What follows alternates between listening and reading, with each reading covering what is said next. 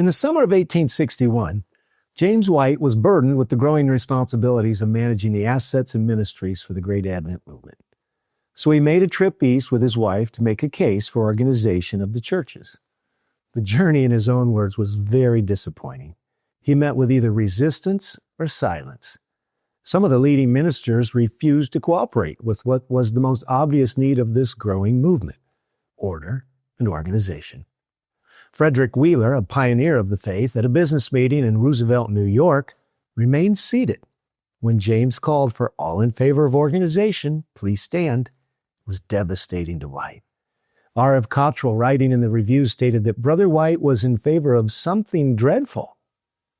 Of course, many of these brethren had been mistreated at the hands of the organized churches not too many years prior to this moment, so a bit of caution is understood. But writing on August 27, White made this stinging commentary: "Our ministers are generally silent." And later he added, "Others were secretly in favor of organization, but dared not advocate it openly until the scale turned in its favor." White wasn't sure what to do, but eventually what couldn't be done on a large scale was begun on a small one. The publishing work was organized in the fall of 1861, and this delivered James from being the sole proprietor of the assets and main burden bearer of the ministry. The next step was the organization of a church. On October 8, the building block for what would become the Seventh-day Adventist Church was laid. It was in the formation of a local congregation, the Battle Creek Church. Before a conference or a union, a division or a general conference, there were churches. And it seems probable, considering the prophetic events that are described in Revelation chapter 13, that in the future, when the world seeks to dismantle our organization, there will still be churches. They may be meeting in orchards or caves or forest glens, but there will still be groups of people gathering, the smallest cell, you might say, of the Great Advent Movement. And yet, there is no organism or organization that's not ultimately built on the order of local congregations. A conference is a sisterhood of churches. And while we do not believe in the completely autonomous congregational model that has no concern for the larger work, we do believe in the authority, autonomy, and spirit-filled necessity of churches that are united and led by the Holy Spirit. Almost 6 months ago, a major wound was delivered to one of those leading Adventist churches, a vibrant congregation with an unusual degree of unity, liberality, and mission-mindedness. The leadership was trusted by the body and was working in conjunction with the local conference. The manifold blessings of the Lord were upon this group, and they were discovering ministries, rediscovering ministries, and expanding the work of God. A dispute arose over the treatment of one of the well-known members of this church. The church, even though alarmed and contesting the manner in which the member and his rights had been processed, complied with the conference directive and enforced the ban keeping the local member from preaching. The member was under no discipline, was also a local elder in regular standing, and was an ordained minister.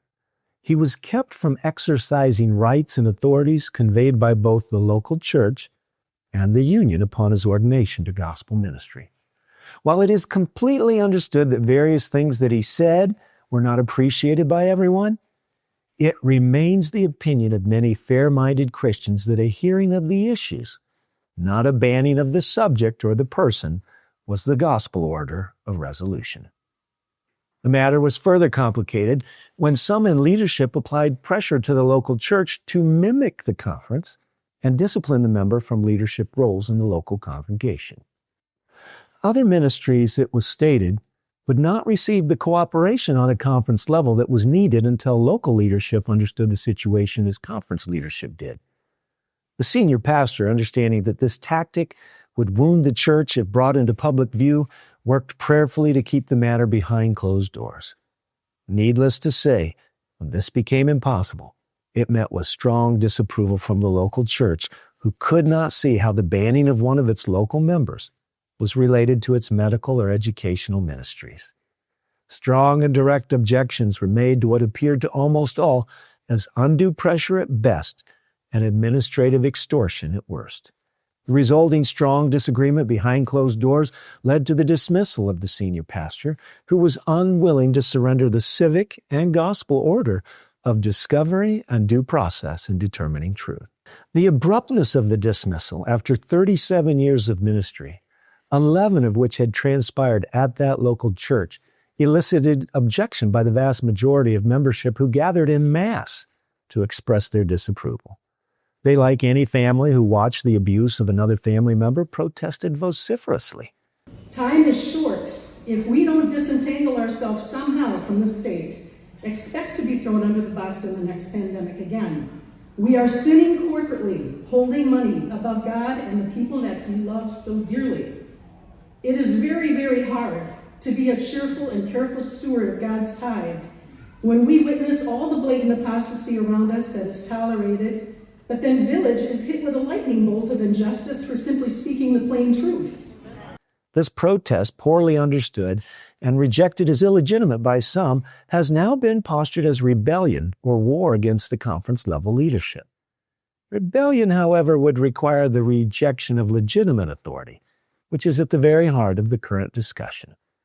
Is the church a franchise of the administration or a sister in a sisterhood of family members? While we don't espouse congregationalism, nor do we embrace corporatism, many prayerful and thinking Christians are now reevaluating what is the proper trust-respect relationship between the conference and a local church. Is the local conference a franchise or a partner in an alliance? Currently, the local church believes that an honest effort to discover truth, protect unity, and further the work of the Great Commission requires a hearing by the sisterhood of churches. Is this a distraction or a diversion from the Gospel Commission? Potentially. And yet, is it any more avoidable than any effort would be required if dysfunction was in a certain family system? This is about the future health of the organization. Is it possible that this situation is a catalyst of awakening for many members and many churches? Could good emerge from this situation for the recalibrating of the dynamics of power and the engagement between the conference and the local church? It appears that somewhere in the drift of years, profound ignorance is developed around the very first work of organization in the Seventh-day Adventist Church, which was the formation of a local congregation. These bodies of believers are tasked with seeking the Holy Spirit to understand how they ought to pursue the Great Commission. The local church in question was experiencing the exceptional favor of heaven in its various missions, ministries, giving, and property acquisitions. It was pioneering the rediscovery of the medical missionary work in conjunction with the local conference. And just months prior, before a key physician relocated to the community to assist in the work, he affirmed with the local conference that the relationship between the church and the conference was good, and he was assured that it was. If the senior pastor was as problematic as the 6 hours of arraignment to his 100 fellow pastors purported him to be, was it proper to leave him without formal warning, without objecting in his personnel folder? And was it wise to nominate him 2 times to represent the conference on the North American Division Executive Committee? Was his continued role as a district superintendent warranted? And should not a warning have been given to the major donors who believed in his leadership and made large donation to the church's efforts? Would a dialogue with the head elder or the associate head elder have allowed for remediation? All of this leaves fair-minded men and women questioning if this is God's way of solving problems and dealing with people. And what are we going to do to make it right? On December 21, a 51-minute video entitled, "Is the Michigan Conference in Apostasy?" was released regarding the situation. This video alleges that discussing the placement of tithe in any repository other than the conference is false doctrine. While this subject is worthy of discussion, one must initially ask if this really constitutes false doctrine. Church membership cannot be lost for not returning tithe, and unfortunately most churches have roughly 1/2 to 2/3 of their members who do not. What is also missing from the discussion are the exceptions to returning tithe through the regular lines that are a legitimate, though not well-known part of our church history. So does the subject matter merit the moniker false doctrine? Or is this a verbal launching pad of prescribed guilt? And beyond these historic and theological questions is the reality that the tithe at the local church had dramatically increased from $1 million to $3 million over the 11 plus years of the senior pastor's tenure. If the entire local conference had grown by the same percentages, the tithe would exceed $100 million, and there would be multiple workers where now there is one.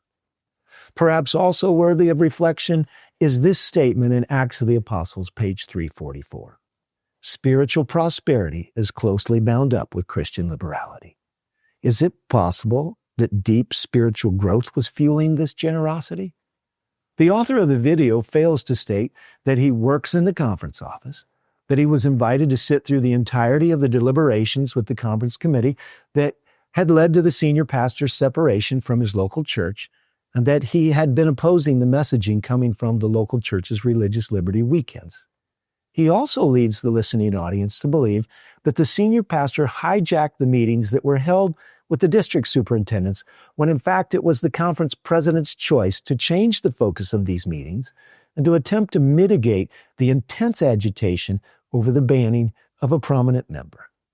It appears that a serious conflict of interest and lack of clarity in his involvement is woven through this unofficial but never repudiated video, which video is also in all likelihood a violation of church policy. The video asserts that the senior pastor did not do his job, should not have had to been told to do his job, and was thus needing to be replaced. This unofficial narrative does seem to many to reflect the real reason that so much trauma has come upon this local church, even though these were not the reasons given in the beginning for the senior pastor's removal. And lastly, the video leaves a somber warning that, like Dudley Canright, the gifted and unsettled pastor friend of James and Ellen White, who eventually left the Adventist church, the pastor might be dangerously close to losing his way. A direct phone call to the so-called pastor friend in question before the video was released would have probably left a more heartfelt sense of appeal, as opposed to an appearance of administrative apologetics. The phone call would still be welcomed.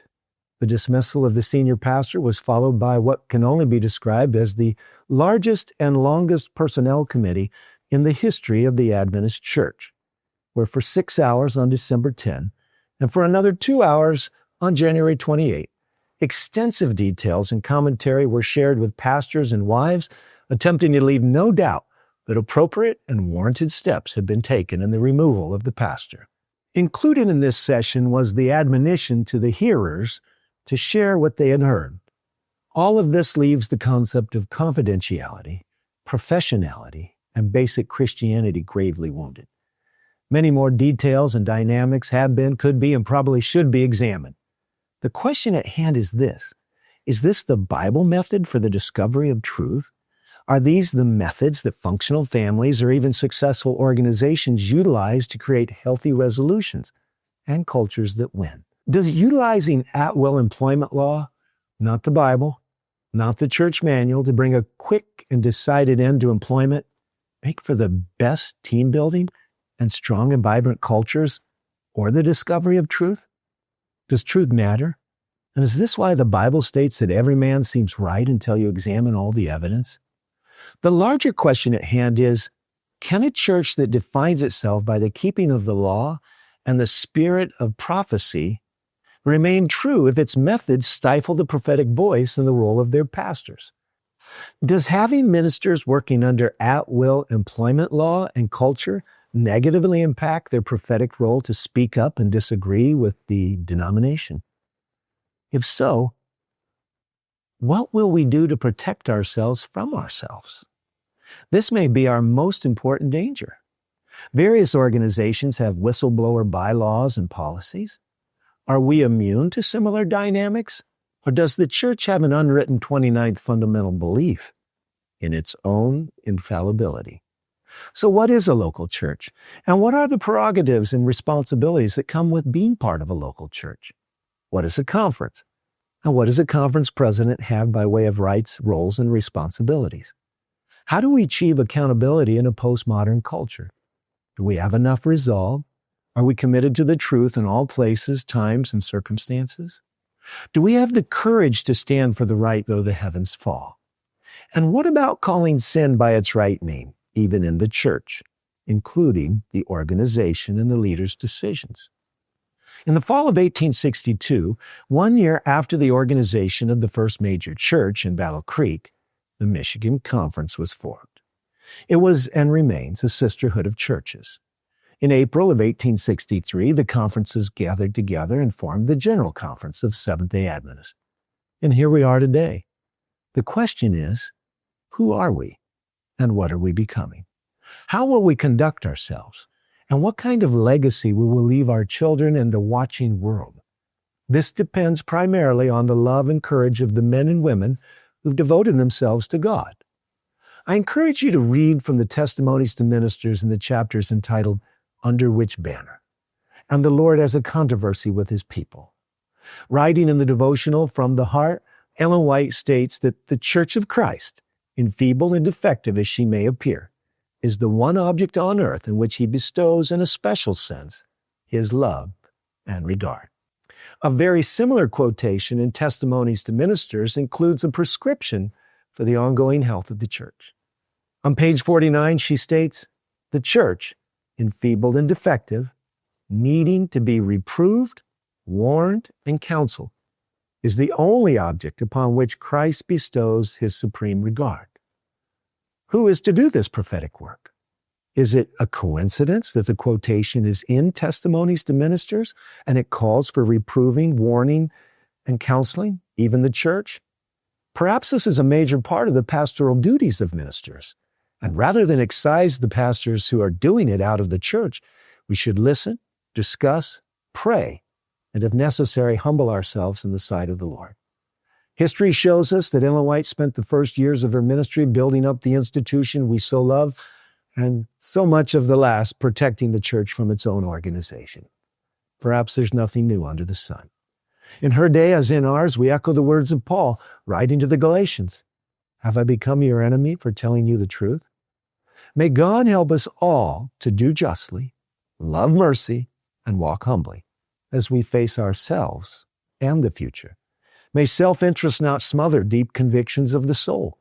May our ministers have convictions and live them out, no matter what the circumstances. May our church return to its pursuit of truth for all, in all circumstances, and may God strengthen us for what is coming.